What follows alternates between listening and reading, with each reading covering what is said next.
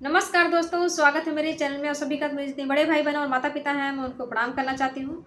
और आज मैं आप लोगों को बहुत ही प्यारा कजरी गीत सुना रही हूँ। मेरा गाना कैसा लगे आप लोग कमेंट करके ज़रूर बताना। जो लोग नए हमारे चैनल पर, प्लीज़ हमारे चैनल को सब्सक्राइब कर लेना और गाने को आप लोग फुल आवाज करके सुनना।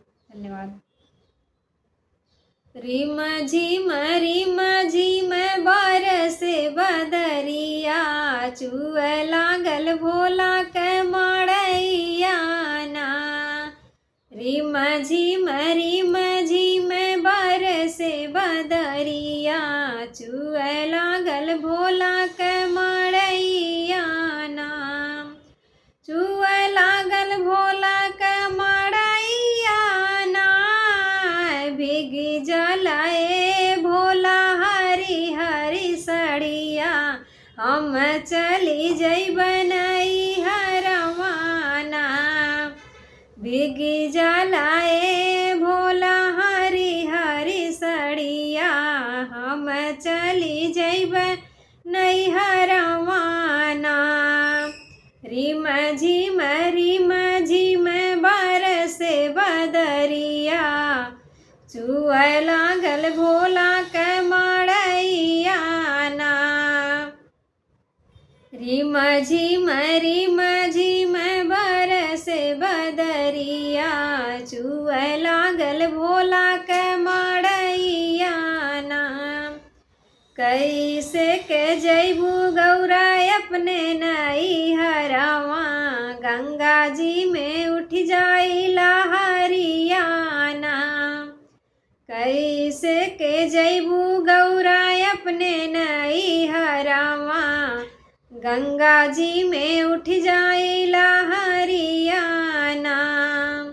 रिम झिम बरसे बदरिया, चुए लागल भोला के मड़ैया ना। रिम झिम बरसे बदरिया, चुए लागल भोला के मड़ैया ना। चंदन लकड़िया से नैया बनवैबे, चली जइबे अपने नैहरवाना। चंदन लकड़िया से नैया बनवैबे, चली जइबे अपने नैहरवाना। रिम झिम बरसे बदरिया, चुए लागल भोला के झोपड़िया ना।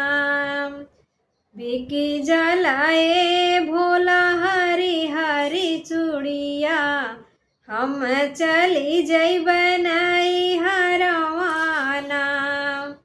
बिकी जलाए भोला हरी हरी चूड़िया, हम चली जइबन हरवाना।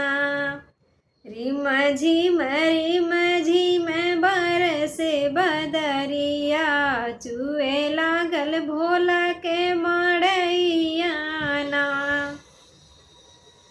हमारी बचनिया माना हमरी गौरा, जिनी जाए अपने नैहरवाना।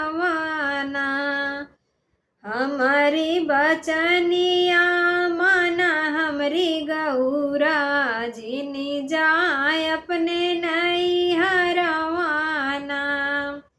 तोहाँ का हम राखब गौरा दिल के भीतरिया, नाही भीगी हरियर सड़िया ना।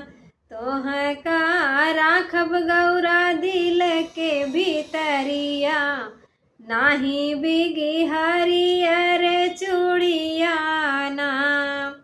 रिम झिम बरसे बदरिया, चुए लागल भोला के